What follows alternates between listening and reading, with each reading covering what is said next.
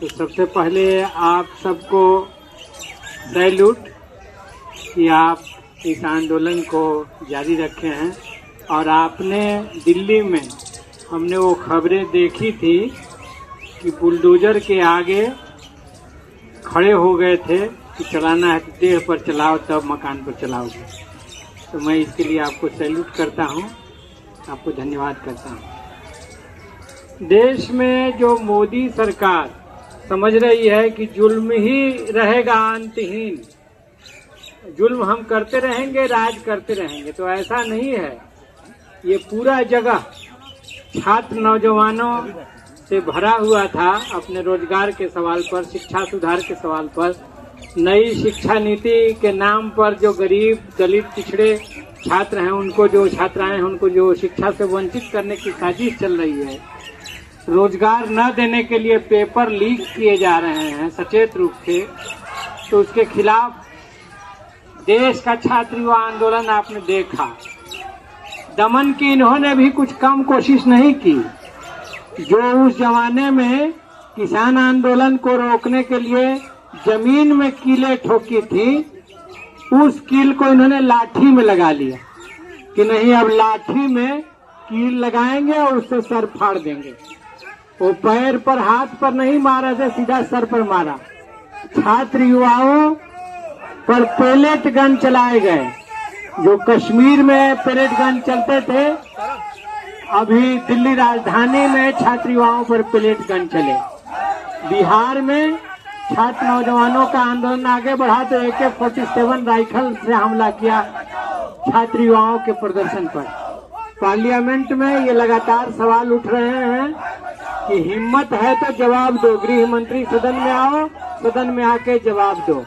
ये नारे चल रहे हैं रोज। आज भी एडजॉर्न हुआ है हाउस 2 बजे तक के लिए, और हम दोनों सांसद इसीलिए आए कि आपके आंदोलन को ग्रीट करें, आपके आंदोलन का अभिनंदन करें। तो मैं कहना चाहता हूं कि जितनी ये समझते हैं कि नहीं हमारा जुल्म अंतहीन चलेगा और हम फाइनली जीतेंगे, तो ऐसी बात नहीं है। बांकीपुर ने संकेत दे दिया, मध्य प्रदेश के दतिया ने संकेत दे दिया कि देश का मूड बदल रहा है। मोदी जी घबराइए नहीं, ये धर्मेंद्र प्रधान के इस्तीफे तक आंच रुकने वाली नहीं है। ये अमित शाह और नरेंद्र मोदी इस्तीफा दें, इस तक बात जाएगी और आपको कुर्सी से हटना पड़ेगा।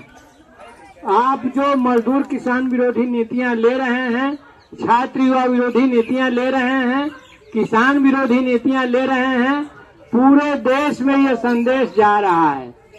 भाजपा की बरसों नहीं कहिए दशकों की जिस सीट पर कब्जा था, जिसको भाजपा कहती थी कि इस सीट पर तो हम कुत्ता बिल्ली किसी को खड़ा कर देंगे तो जीत जाएगा, एक लकड़ी खड़ा कर देंगे जीत जाएगा, और वो राष्ट्रीय अध्यक्ष भाजपा के उनकी सीट पर बुरी तरह से पराजय इनकी हो गई। तो ये एक दूसरा संकेत देश ने दे दिया। तो मैं कहना चाहता हूं कि ये जुल्म है वो मिट जाएगा और आपको लड़ाई जारी रखना है। एक बात तो ये कहना है। दूसरी बात, अगर राजधानी को बहुत सुंदर और बेहतर बनाना है तो बेहतर कौन बनाता है उसको? कौन सफाई करता है? कौन बिजली का काम करता है? कौन प्लम्बर का काम करता है? दिल्ली को बेहतर बनाने का काम, सुंदर और शोभायमान बनाने का काम कौन करता है? वो यही सारे लोग हैं जो गरीब बस्तियों में रहते हैं। तो गुलाम बना करके रखना है। इस विकसित दिल्ली का लाभ उनको नहीं देना है। बिना वैकल्पिक उपाय के हम गरीबों पर बुलडोजर चलाने की इजाजत नहीं देंगे। तुम्हारा बुलडोजर हम देख रहे हैं। गांव में देहातों में भी गरीब अब नहीं रहेंगे। यहाँ कहाँ जाएंगे? अब सरकारी जमीनें, गैर मजरूआ जमीनें हम उनसे छीन करके और कंपनियों को देंगे। लैंड बैंक बनाना है तो गरीब वहां नहीं रहे। शहर में आए दिल्ली में तो यहाँ नहीं रहे तो कहाँ कर रहे? देश छोड़ के चले जाएं? ये देश हमने बनाया है इस देश को मजदूरों और किसानों ने बनाया है, अंग्रेजों से आजाद भी किया है और अपने रहने लायक बनाया है। तो मैं कहना चाहता हूं कि ये जो नीतियां चल रही हैं, मजदूरों को खदेड़ देंगे, किसानों को खदेड़ देंगे, नौजवानों को खदेड़ देंगे, तो अब सब कोई के मिल करके इनको असल खदेड़ने की बारी आ गई है और इसकी शुरुआत जेएनजी आंदोलन ने कर दिया है, एकदम यही दिशा में जाएगा। तो मैं आपका अभिनंदन करता हूं। लगातार ये नीतियां गरीबों के खिलाफ ले रहे हैं, राशन में से भी नाम कटवाने का, मनरेगा खत्म कर दिया, रोजगार नहीं मिलेगा तो क्या करें, आत्महत्या कर लें? आत्महत्याएं नहीं होंगी, अगर मरना होगा तो इसी जंतर मंतर पर भूखे प्यासे मर जाएंगे, आंदोलन में मर जाएंगे, लेकिन तुम्हारा ये जुल्म बर्दाश्त नहीं करेंगे। आत्महत्या की तरफ जो तुम ढकेलना चाहते हो किसानों को, पहले देश में किसानों की खबर आती थी कि किसान आत्महत्या कर रहे हैं, मजदूर आत्महत्या कर रहे हैं, नौजवान आत्महत्या कर रहे हैं, तो नहीं, अब ये रास्ता नहीं होगा। अब तुम्हारे खिलाफ जंग होगी, लड़ाई होगी। हम लोग आपके सांसद हैं, मजदूर किसानों के सांसद हैं, वामपंथी पार्टी के जितने सांसद हैं ये सब आपके सांसद हैं। आप सड़क पर आवाज उठाएंगे, हम सड़क पर भी आपकी आवाज में आवाज मिलाएंगे और पार्लियामेंट में भी इस आवाज को हम उठाने का कोशिश करेंगे, वहां भी इस सवाल को उठाएंगे और लड़ाई दोनों तरफ चलेगी।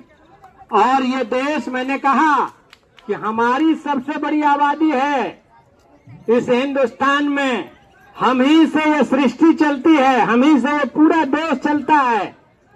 खेती का कामकाज हो, फैक्ट्री का कामकाज हो, शहर की व्यवस्था हो, उसको सुंदर बनाना हो, सब हम ही से चलता है। हम शेषनाग हैं, हमारा सिर हिलता है तो धरती हिलती है, ये बता देना चाहते हैं साफ तौर से। इसलिए मजदूरों को छेड़ना, उनके घरों पर बुलडोजर चलाना बंद करो, ये नहीं चलेगा।